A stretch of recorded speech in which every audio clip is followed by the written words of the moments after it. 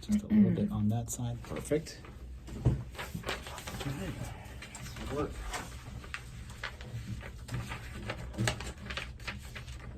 Appreciate you talking to us. Oh, you're welcome. Thank you for having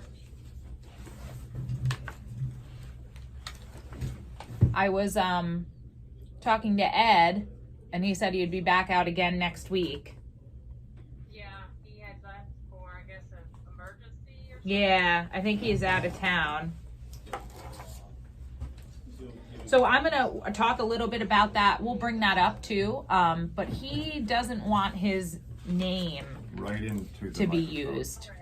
So we'll just say, you know, retired law enforcement with RE are the essentials. So I'll explain what it is and everything, but just wanted to let you know that Okay. in case you went to say his name, just because of his prior work with the FBI.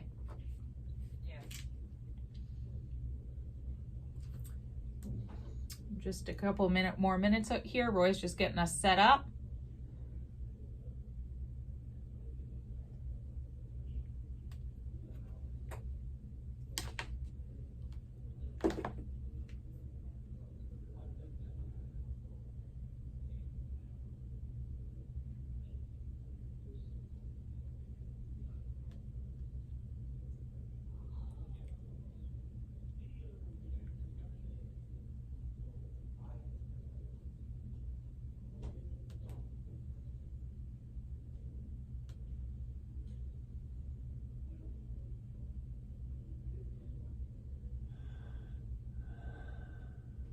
When I play that, can I just play it into this? Yeah. And then you can clean it up later? Yeah. Okay.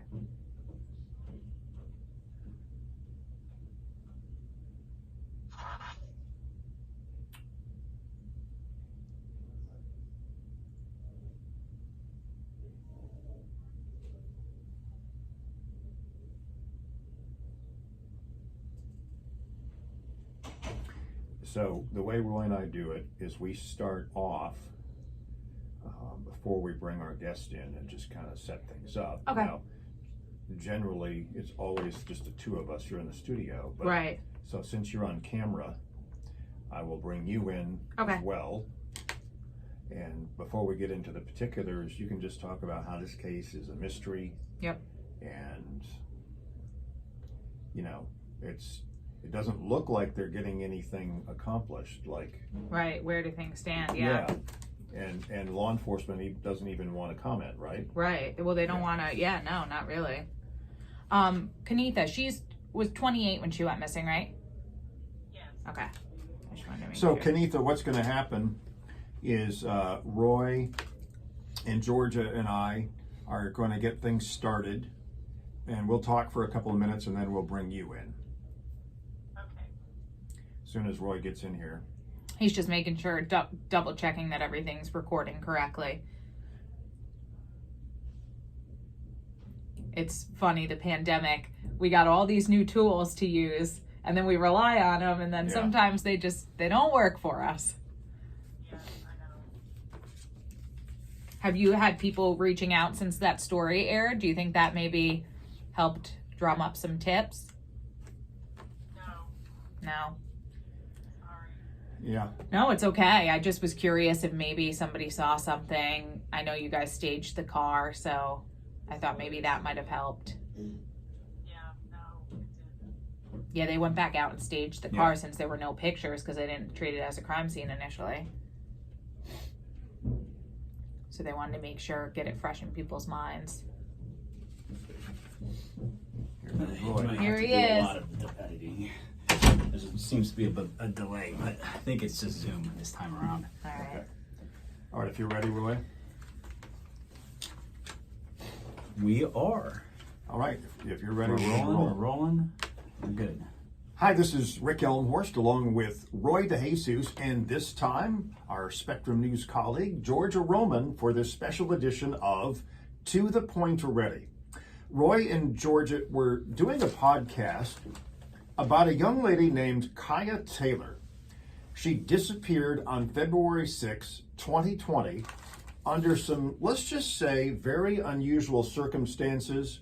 It's been more than 2 years, and at this point, it doesn't look like law enforcement has made any great progress, at least recently, on investigating this case. Yeah, when I first did the story, I was anchoring the weekend, and the story came up, and I'm reading it, and it's from your reporting on this, and I thought, wow, what a mystery. I mean, this is just the weirdest set of circumstances. A car is running, the police move the car, and then after the missing persons report is that there becomes a case to follow. So it just made very strange, and you know more about this than anyone that's been reporting this case. So tell us a little bit about how this all started. Well, I remember when it happened in early February of 2020, and she went missing, and there were searches for her, family and friends, and what we kept hearing from people was, this is not like Kaya.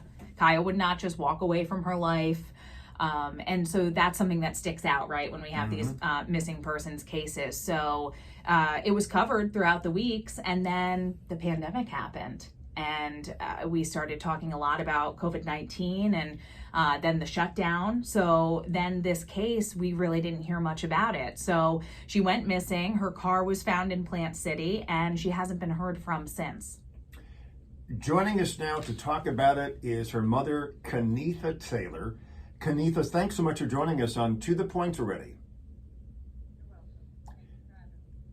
Before we talk about Kaya and her as a person, let's talk about the circumstances of her disappearance.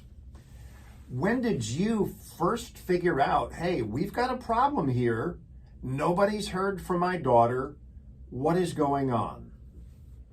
Well, it was Thursday, which was when she became missing, the last time she was seen.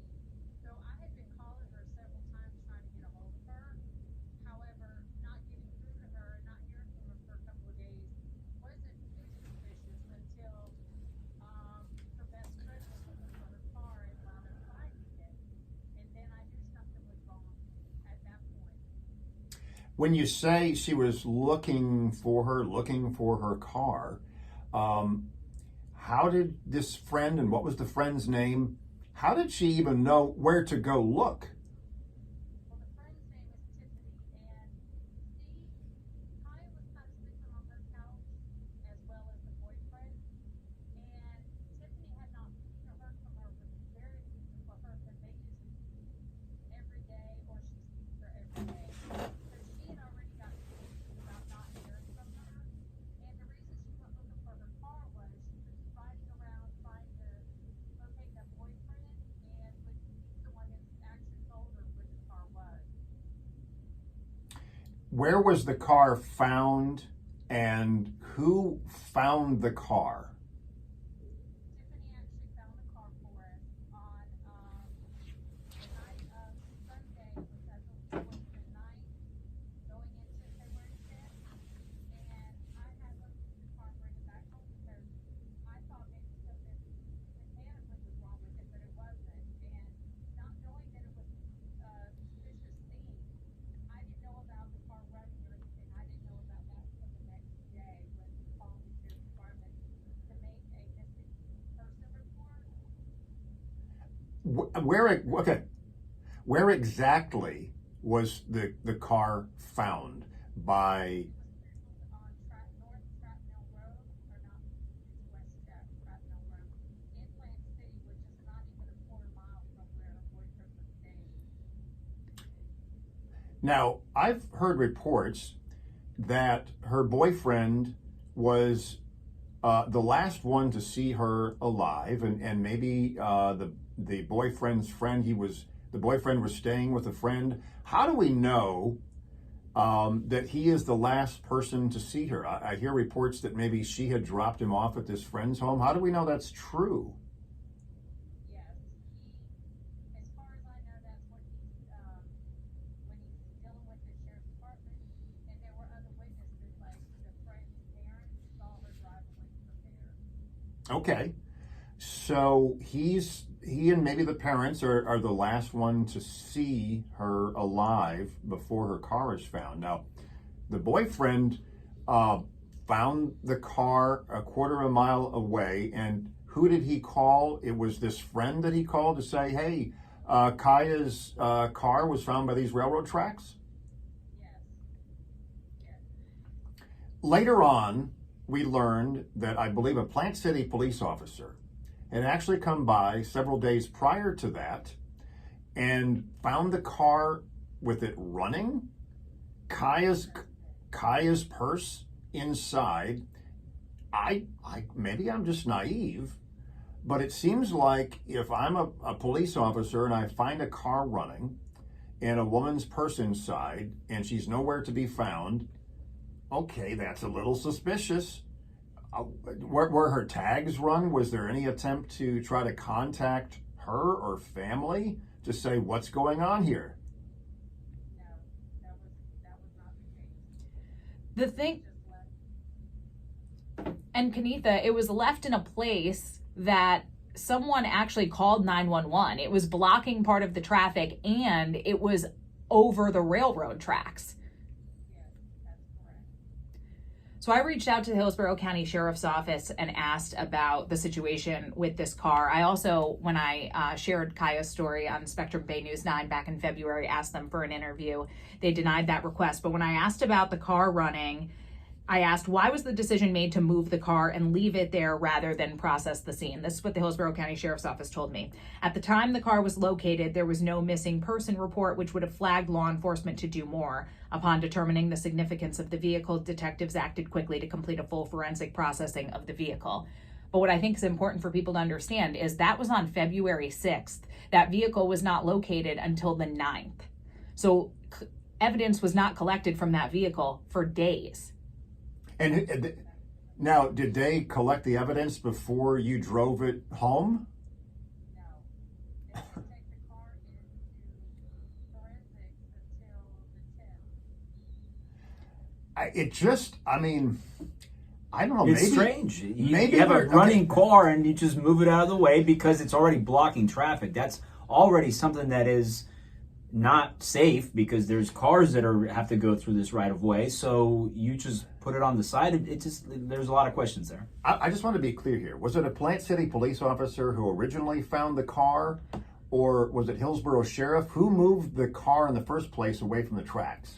Well, that's what I tried to find out, and I'd like to play. So when I reached out to the Hillsborough County Sheriff's Office, I was directed, they denied my request for an interview, but they told me, they sent me a link to a podcast that they had recorded with Detective Florio, the lead detective on the case, that went through the case. But this podcast was recorded in August of 2020.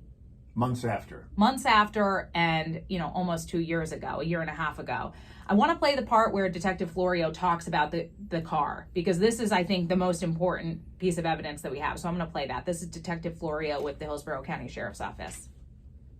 On the 6th, a citizen called in a vehicle that was abandoned on the railroad tracks on Trapmill Road. It's going to be between Jap Tucker Road and this Foxy packing plant, basically right there in the 900 block of Trapmill Road. The citizen stopped thinking that it was possibly a car broken down, but what was odd about it was the vehicle was actually facing northbound on the railroad tracks, and the vehicle was running at the time. There was nobody seen or around the vehicle at the time when the citizen stopped.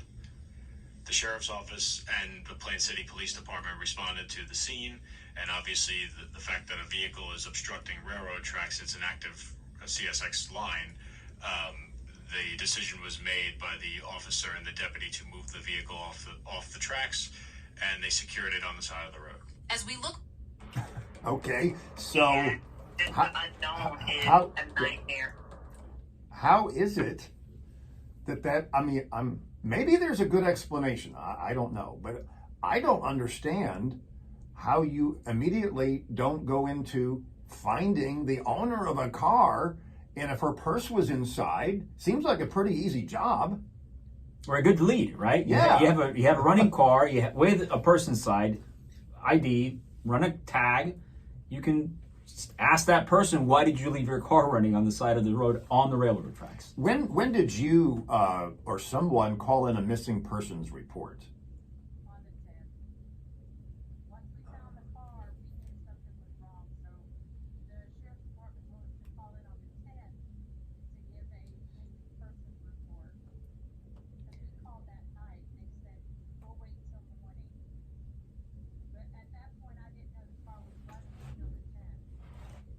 And that's what I think is most important about this, that Kenitha didn't know when they initially found the car that it had been running in the middle of the road. Now, if the car was off to the side of the road and wasn't running, it wouldn't be odd for it to sit there for a few days. But the fact that it was running and the decision was made to move it off to the side of the road is what makes you wonder why that decision was made. And again, the Hillsborough County Sheriff's Office just said at that time a missing persons report wasn't filed. That aside, let's say, well, maybe the initial part of the investigation just wasn't handled and they didn't get on this thing right away. It appears as if maybe there's not a great deal of physical evidence in the car to show what happened. Kaya hasn't been seen since. I understand that you assume that she didn't make it out of this situation alive, but something kind of odd happened. They searched this area looking for evidence of what may have happened to her, and they didn't find shoes. But later on, they found a pair of shoes. What is your theory about those shoes? Did they just overlook them the first time? Or maybe the person responsible is crazy and they brought the shoes back as, well, look at what I did. What do you think? I'm thinking that someone brought them back to get rid of them because we had searched that area very well and there was no shoe there. And I know for a fact they were her shoes, and she's also got a picture that the sheriff has a later collection of them on the night before. I did reach out to the sheriff's office to ask about the shoes. They would not confirm that they were found. They said, we are not going to reveal any potential evidence collected in an active investigation. And that's what they kept telling me when I was asking questions about this case, because I wanted to make sure we were revisiting the case 2 years later. I wanted to make sure we had all of the information in case someone saw something, but they did cite that it was active and couldn't reveal too much. Kenitha, what have you and friends and family done to search the area and just try to get somebody to come forward? Because obviously, at least one person knows what has happened. Well, we sent people out there because it's highly, there's a lot of immigrants out there. So we sent someone out there to Spanish as well, going door to door, besides our searches that we've done, and we've done multiple searches, and so has the sheriff's department. So, and then, of course, reached out to social media. That's been our biggest platform, is social media. Are you getting any leads at all anymore? No, nothing. People concerned, it's been in their prayers and share. That's the only thing that we're getting right now.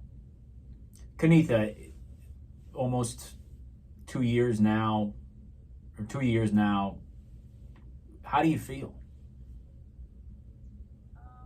Lost and disappointed in the sheriff's department because of the lack of help. Devastated is a good word. It seems like one of those cases, if there's not blood or some other kind of dramatic DNA evidence, maybe somebody, I don't know how the car possibly could have gotten stopped on railroad tracks. Did she just stop the car on the tracks? Well, her body's never been found, so it's not like she just walked off. She left her purse behind, she left her keys behind, she left her phone behind.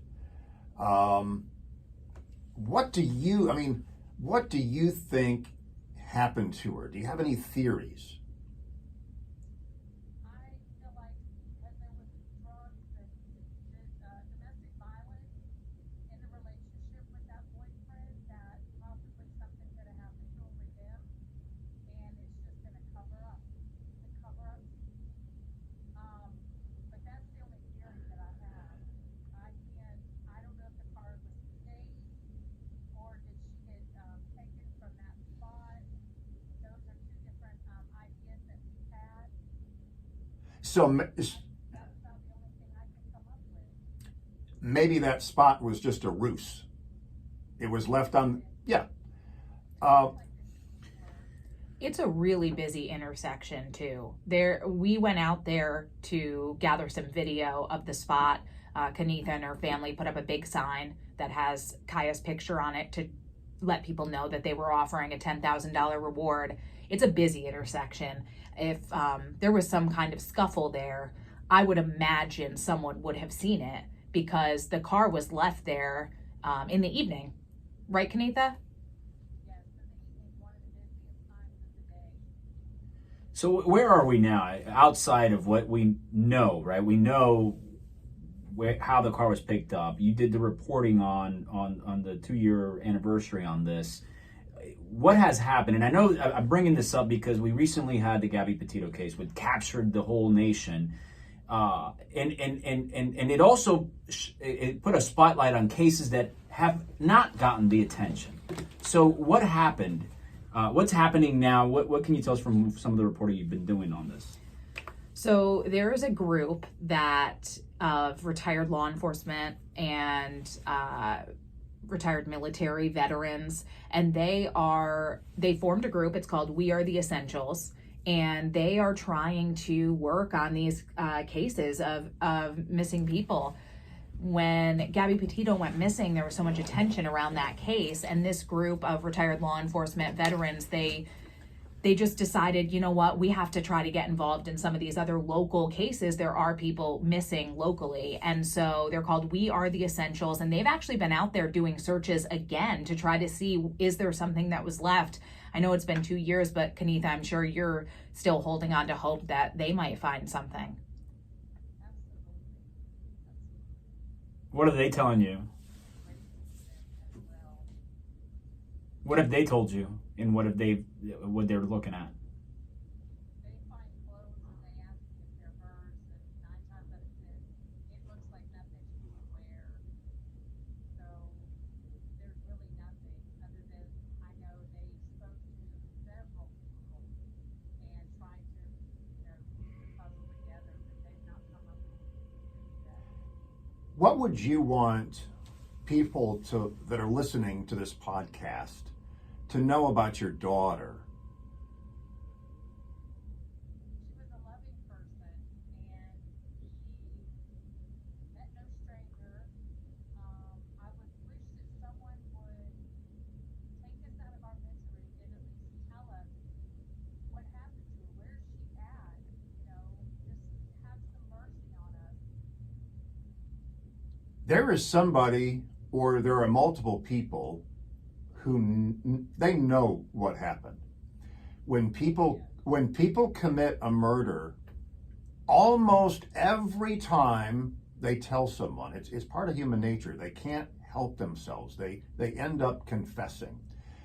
And I would just like to put out a plea here. Maybe the person or somebody that knows something decided, I'm going to listen to the podcast and see what's going on. If you know something or you're that person, I'm hoping that I can somehow appeal to your guilty conscience, or your conscience if you have one. You're eventually going to get found out. You are going to get found out, and you're living with some terrible guilt and misery, and you need to do the right thing and come forward and supply that information. If you know anything about what happened, don't cover this up. That's the absolute wrong thing to do. We've got a young woman that was apparently murdered, and somebody knows something and they need to say something.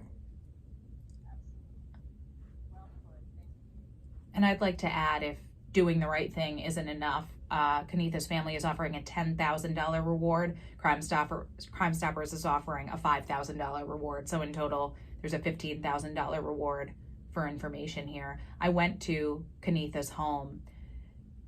Kaya's bedroom is still set up just as it was before she left. So I saw firsthand that Kenitha and her family, they are grieving, they want closure, and at this point they just want to to be able to say bye to Kaya properly. Yeah, we've all lost loved ones in our lives, and losing a child has to be the absolute worst. Me speaking as a father, and not having closure is, like you said, Kenitha. It's put us out of this misery. All right, Kenitha Taylor, thank you so much for joining us on To the Point Already. Thank you, Kenitha. Thank you. All right, we'll let you know when it's going to come out, the podcast. I'll text you. Yeah. Thanks again, Kenitha. All right, y'all have a good day. You too. Bye. Bye. All right, those are the ones that. I'm not sure that your mic line was being recorded, Roy. It can be somewhat fixed, but let me. Oh no! I'm gonna Roy at says least such the- great things. This is the because I could hear my. Yeah. Huh. This is the podcast. No, but that doesn't mean it was being recorded properly on here. But it'll probably show up in the in the line. Plus, report. Yeah. it is so quiet in here. It's on the iPhone. I mean, we all talk Yeah, loud. It's it'll not be it'll great. be a No. bad shot. But the lines record will pick it up. It's going through the system, I think. Yeah, the technical quality will just be not quite as good. Yeah. Okay, Roy, talk. Check 1 2. Check 1 2. Okay. If your mic picked it up. If Yeah. something picked it up. Are we done or are we doing more? No. I just- We've got a We're not little done? Oh, okay. goodbye. Okay. This is the Point Made section of To the Point Already, where Roy DeJesus and I are wrapping up our thoughts on the podcast point by point. My point made here, Roy, is I'm going to go back to what I spoke out to that person. If they're listening, somebody knows what happened. At least one person, but I bet multiple people know what happened, or at least they've got some grave suspicions. They should come forward and say what they know, not be loyal to somebody because they're a friend or family or whatever. They need to do the right thing. It's a very strange case, and if we can bring some more light to it and more attention to it, and there is some closure for the family, that's all we can ask for. And obviously, your reporting on this has been very instrumental in us getting this word out. So you could join in and put your 2 cents here on where you think this might end up. Thank you. I hope the same as both of you. I want closure for this family. It's not easy to speak about your missing daughter, and I know it's not easy for Kenitha. She invited us into our home. She joined us for this podcast as well. So I would like to see this family get some closure, and I would like them to be able to properly say goodbye to their daughter.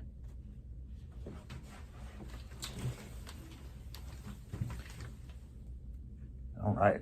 Okay, let me check the other end. Hopefully it's working on that.